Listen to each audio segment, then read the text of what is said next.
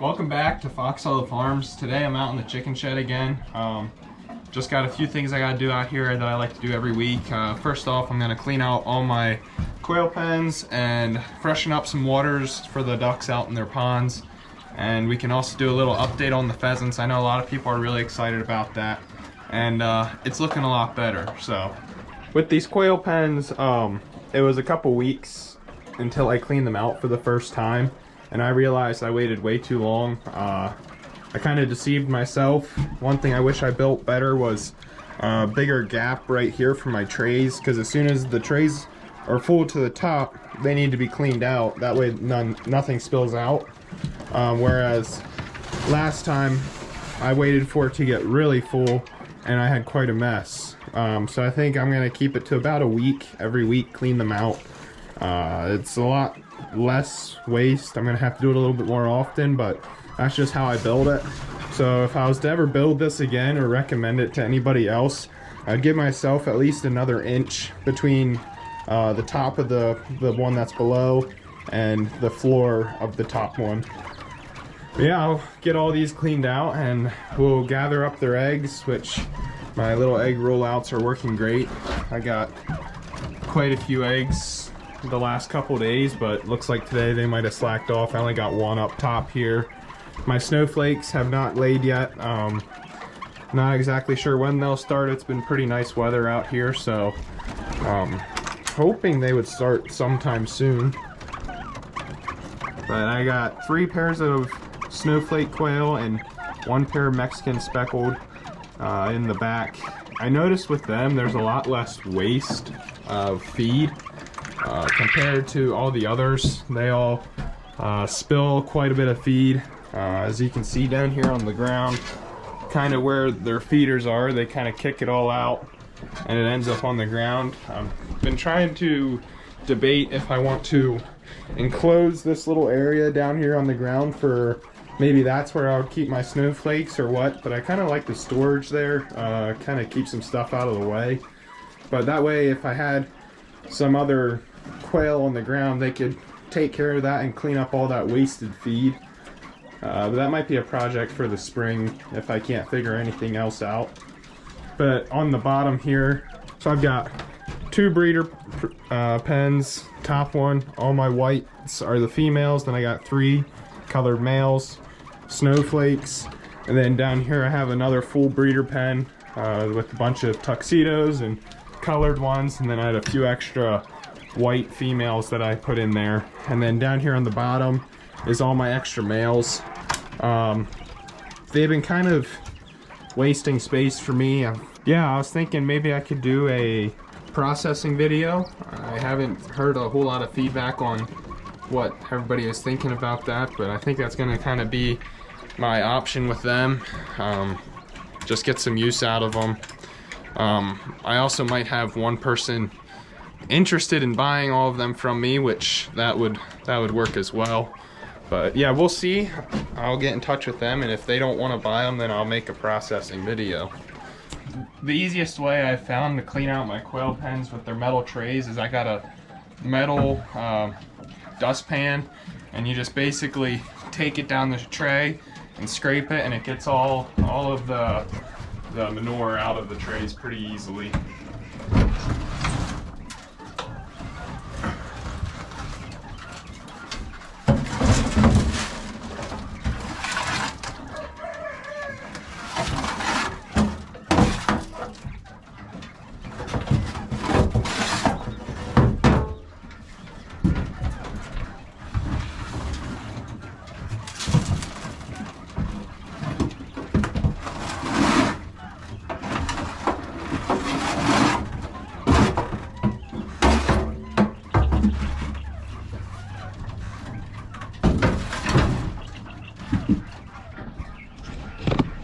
So as you can see, even after a week, they spill enough feed that when I pull my tray out, a lot of it kind of gets stuck there at the end.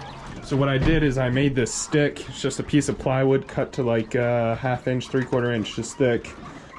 Nothing special, but I put my dustpan up to the edge and use this stick to kind of scrape the rest of that into my dustpan so I get everything. because we want to make sure we're keeping everything clean.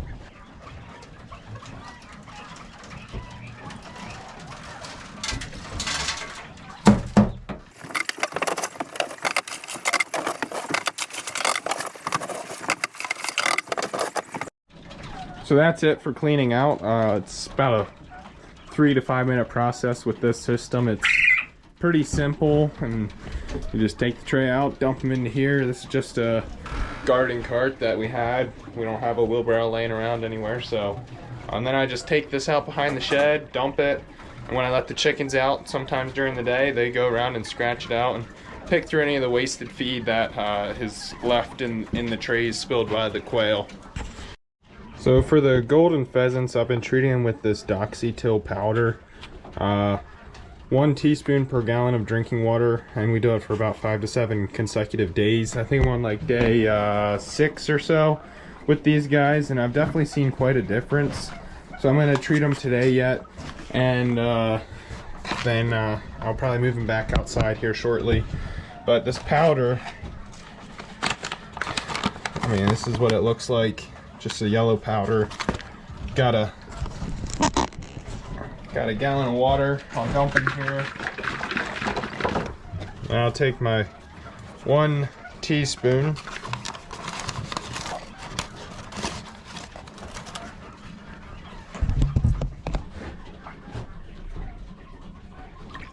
I like to stir it up to make sure it gets completely dissolved. Kind of turns it a yellowish color. Not exactly sure why. I'm not sure what this powder is, but it's been what I was recommended, so that's what I went with, and it seems like it's been working.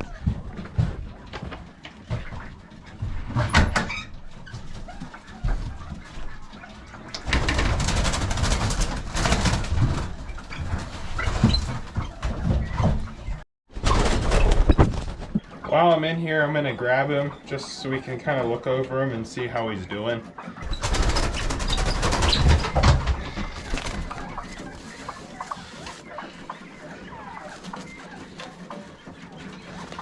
First thing I notice is there is no swelling in his face. His face looks normal. I would say he's still a little bit on the thin side. He didn't put on a whole lot of weight yet, but hoping he will soon, because we're coming right into breeding season, and I need him to do his absolute best. And he's getting his colors in, that's for sure. He is definitely one of my favorite birds here. But yeah, I think he's definitely looking a lot better. I will keep them in here for a few more days before I move them back outside. I did want to grab her just to do a check on her.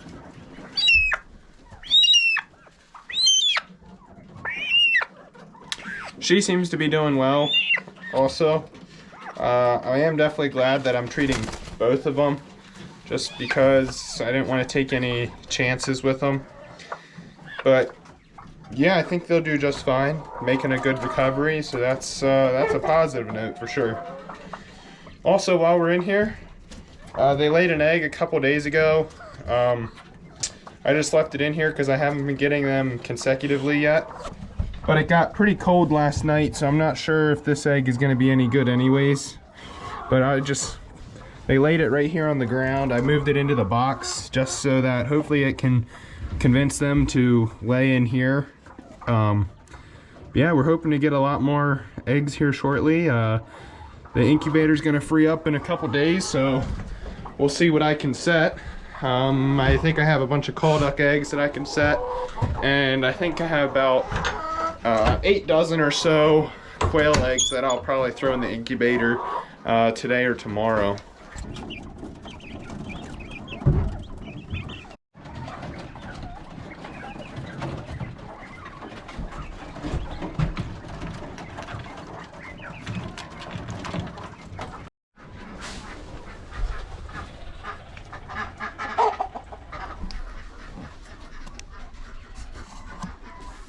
It's pretty hard to tell, but the last couple days I've always had one broken egg and it eaten out. And now this one, there's no shell this time either. It's pretty upsetting because it's just kind of randomly started to happen, and I don't know, it's just confusing to me why they would randomly start eating their eggs. And it's always one egg too. It's never all the eggs. I mean, we got a couple today, so yeah, I don't really know what's going on. Another thing that I like to do that on the weekends is clean out the pond waters in both the mandarin duck pen and my main flock pen, as well as refill this big water. I don't think we'll have any more cold for a bit, so I'm going to unplug my heated dog dishes again.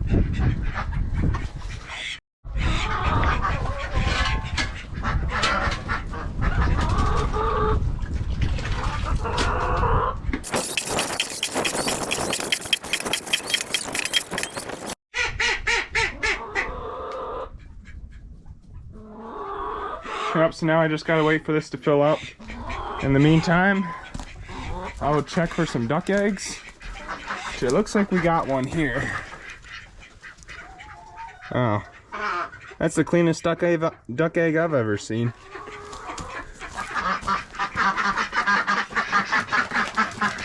Now, I made this bigger box here for my runner ducks, just because I didn't think they'd be able to fit in that small one. So I'm guessing this is just a call duck egg, which is awesome because I'm getting ready to put some more of those in the incubator soon. That white call duck right there, I just made a trade with somebody. I traded them 2 dozen quail eggs, and they gave me that call duck. He was the last call duck they had, and he just didn't have a use for him. And he's got a little bit of an angel wing, so if anybody has any name suggestions for him, let me know in the comments below. Because we got a lot of names we got to figure out between all of our ducks and chickens and pheasants and mandarin ducks, which some of them already have a name. But so while we're waiting for this to fill up, we can go over here and check on the mandarins. I know their pond water needs replaced. Keeps getting frozen pretty quickly. I don't have a heater for there, and it's not my ideal pond set up yet, but that's still in the process, so I'm hoping to get that figured out this summer. Got a lot of projects for the summer. So yeah, for this I'm just gonna dump it out, and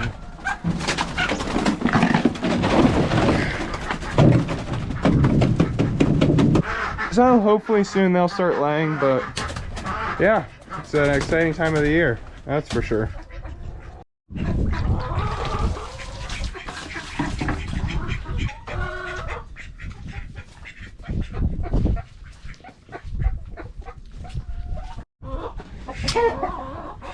Now I feed my mandarins, and I feed them Missouri exotic waterfowl feed. That's what the guy I bought them from, that's what he said he feeds them, and he said they love it. But yeah, it works really well for me, and it's always gone by the next day.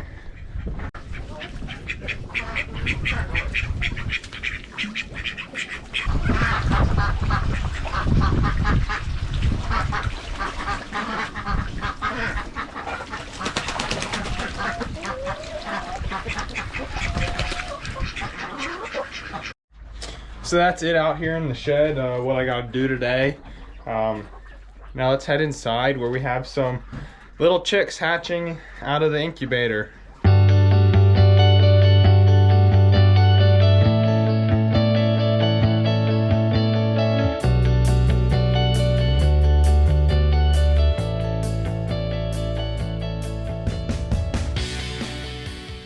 So we've had 2 chicks hatch so far. I think there's a couple more that have peeped. I think this brown one might be the next one that hatches, but we use the Nurture Rate 360. Right now we're at 69% humidity and 99.5 for the temperature.